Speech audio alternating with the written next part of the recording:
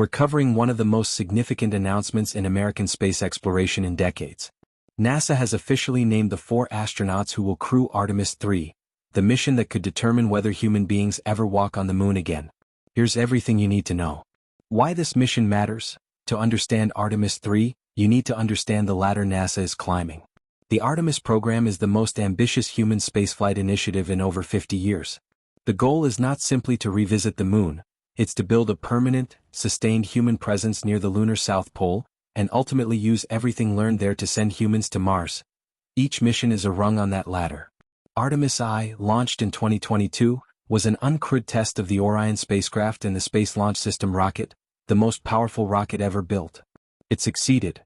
Then, just 2 months ago in April 2026, Artemis II launched from Kennedy Space Center.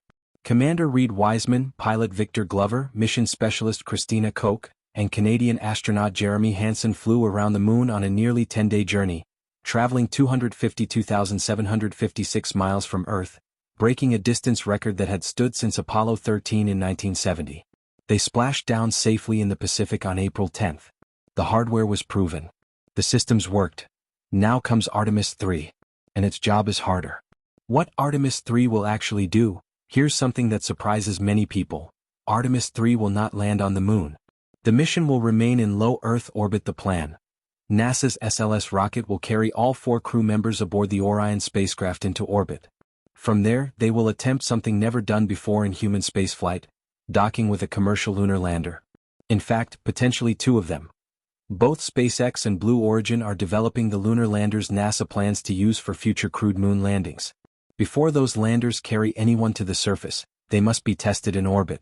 That is Artemis III's mission. The crew will rendezvous and dock with test versions of these commercial landers, verifying docking procedures, systems compatibility, and mission readiness for what comes next. The mission is expected to last approximately 2 weeks, targeting launch in mid to late 2027. The crew, Commander Randy Bresnik. A U.S. Marine Corps colonel and NASA veteran, Bresnik was selected as an astronaut in 2004.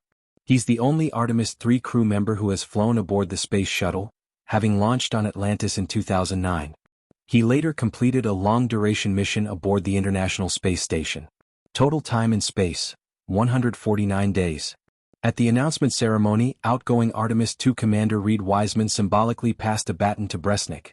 A powerful moment representing the handoff of humanity's drive back to the moon. Pilot Luca Parmitano, European Space Agency. This is historic. For the first time ever, a European Space Agency astronaut will be at the controls of an Artemis mission. One of which nearly killed him when his helmet began filling with water mid-spacewalk. He survived. Cool under pressure doesn't begin to cover it. At the announcement, Parmitano was visibly emotional, calling his family the fuel that makes everything move. ESA Director General Joseph Ashbacher called his inclusion a new era for international deep space partnership. Mission Specialist Frank Rubio. Rubio is a U.S. Army veteran, a board-certified family physician and a flight surgeon, a doctor in space. Selected by NASA in 2017, Rubio launched to the ISS in 2022 aboard a Russian Soyuz. When that spacecraft was found damaged and a replacement had to be sent up, Rubio simply stayed, for 371 consecutive days. That is the longest single spaceflight by an American astronaut in history. His endurance, adaptability, and long-duration experience make him an invaluable member of this crew. Mission Specialist Andre Douglas. Douglas is the only first-time space flyer on this crew, and he may be one of the most credentialed space rookies in NASA history. A native of Chesapeake, Virginia, he holds 5 degrees, a bachelor's in mechanical engineering from the U.S. Coast Guard Academy, master's degrees in mechanical engineering and naval architecture from the University of Michigan, a master's in electrical and computer engineering from Johns Hopkins, and a doctorate in systems engineering from George Washington University. Before NASA, he served in the Coast Guard conducting search and rescue and maritime operations, and worked at Johns Hopkins Applied Physics Laboratory designing autonomous and space exploration systems. He was selected in NASA's 2021 astronaut class and served as backup and closeout crew for Artemis II, standing at the launch pad as the last crew flew. Now it's his turn. The Shadow, Blue Origin explosion. There is, however, a major complication hanging over this mission. Just 2 weeks before this crew was announced, on May 28, 2026, a Blue Origin New Glenn rocket exploded during an uncrewed test flight at Cape Canaveral. The blast damaged the launchpad complex where Blue Origin's lunar lander operations had been scheduled. Blue Origin is one of the two companies building the landers this crew is supposed to test. NASA and Blue Origin say this does not derail the mission. Not yet. At the announcement, NASA's acting deputy administrator Jeremy Parsons addressed the explosion directly, framing it as a setback that is part of the process of doing hard things for the first time. Commander Bresnik echoed that pragmatism, telling reporters that whatever the mission turns out to be, one lander, two, or a modified scenario, this crew will be ready to execute. Blue Origin expressed confidence their systems will be ready by 2027. SpaceX, meanwhile, confirmed their Starship human landing system remains on track. The industry will be watching Blue Origin's recovery closely. The road ahead.